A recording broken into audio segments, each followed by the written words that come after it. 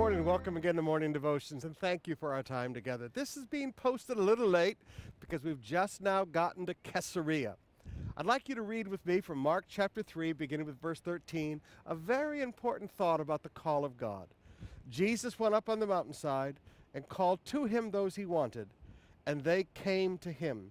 He appointed 12, designating them to be apostles, that he might be with them, and that he might send them out to preach and to have authority to drive out demons. Now, I want you to notice a few principles about the call of God. For those of you that God is speaking to about the ministry, this is a great place to deal with the call of God. He called those whom he wanted, and they came. Pastors have to face a lot of rejection. And people say, why is it that Jesus showed he wanted these people so much? Because pastors face a lot of rejection. People walk into their lives and people walk out of their lives on a regular basis. I sometimes teach young pastors that being married is kind of like being in a one-sided marriage. You have to be fully committed with all of your heart to people, but they can walk away from you anytime they want. Now, brothers and sisters, for people like that, he looks at us and says, you know what? I want you to know that I want you. No matter how many people reject you, and look at all the rejection Paul went through and the apostles went through, no matter how much of the people rejected, Jesus said, I want you to know that I want you. But also, they came.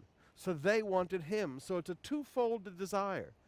Young men and young women who really want Jesus in their life. And Jesus says, and I want to be a part of your life, and I want you to be a part of my life.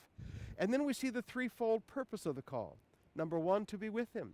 That's the first purpose of the call of God, to spend time with him. Many pastors have forgotten that, and all of the new branding and all of the new marketing, and you hear many pastors today and they say, I might pray 5 minutes a day. Our first call is to be with him. Secondly, to send us out to preach. This is what we do. We preach.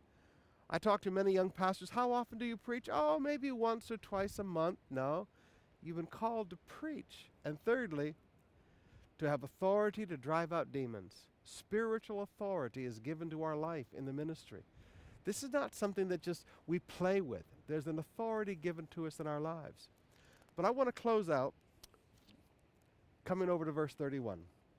Then Jesus' mothers and brothers arrived. Standing outside, they sent someone in to call him.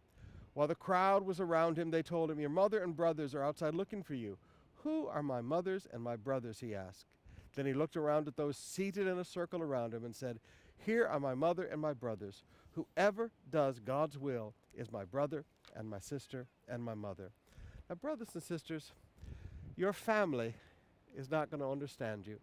If you are called to the ministry, your family loves you, but they will never understand your sacrifice. Your family loves you deeply, just like Jesus' family loved him. But they did not understand the sacrifice he had to make to reach a world with the good news of the gospel. Your family will never understand the sacrifices that you make. Don't get mad at them when they challenge you. They love you. But love and understanding the will of God is a different subject.